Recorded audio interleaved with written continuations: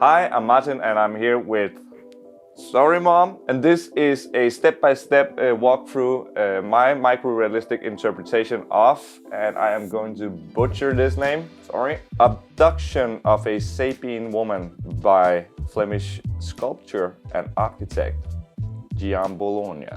First of all, I make sure to clean the skin and my razor with alcohol to make sure there's no surface bacteria at all. And in order to not just dry shave the skin, I use Sorry Mom soap to wash over and make sure the skin keeps moist and does not dry out. Next step is putting on the stencil. And I use a Sorry Mom stencil solution called Hold Fast. And I usually tend to do this in 2 small steps. I apply the first layer of Sorry Mom to the skin, make sure it kind of dries out a bit, and then put on a second layer and make it sit for, I would say, around 30 to 60 seconds before applying the stencil. When applying the stencil, I make sure to have it sit perfectly on the skin, and a pro tip when working with bigger stencil is to soak a bit of paper towel and rub it on the outside of the stencil to make sure it sits really tight on the skin, so you'll have the cleanest result when pulling off the stencil. A small tip on applying the stencil would be soaking a bit of paper towel to rub on the outside of the stencil, especially when working with bigger stencil. It makes sure that the paper sits completely tight with the skin, so when you remove the stencil, the print will sit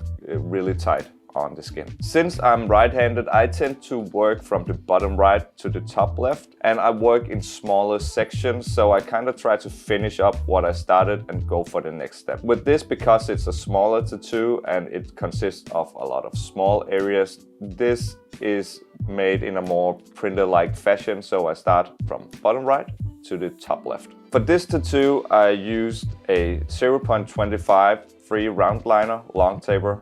First one to kind of map and lightly outline everything.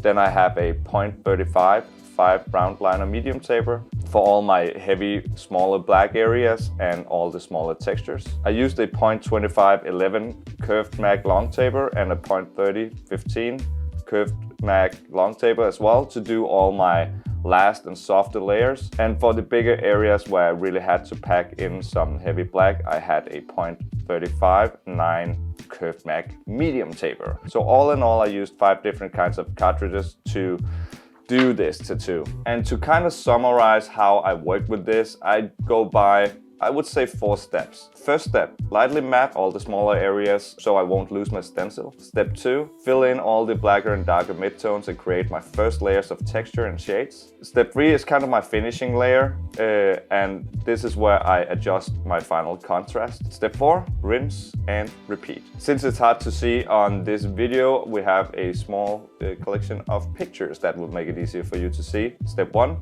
mapping. Step 2, black and texture. Step 3, adjusting the contrasts. And rinse and repeat. Now, doing highlights in a tattoo is kind of something that is up to the individual artist and up to, you know, like, it has to suit the tattoo you do. So to me, in this particular tattoo, I did no highlights at all because I think that the whole tattoo in itself needs a lot of attention, and I don't want to draw attention to a specific place.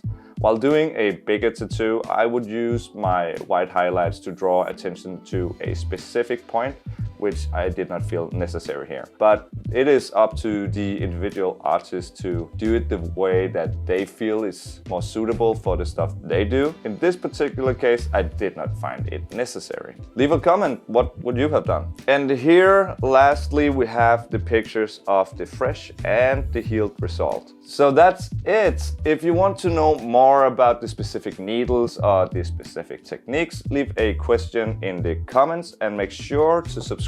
We'll make sure to upload more content on needles and on specific techniques, and I would say a lot more tattoo related bullshit, but stick around and thank you for watching.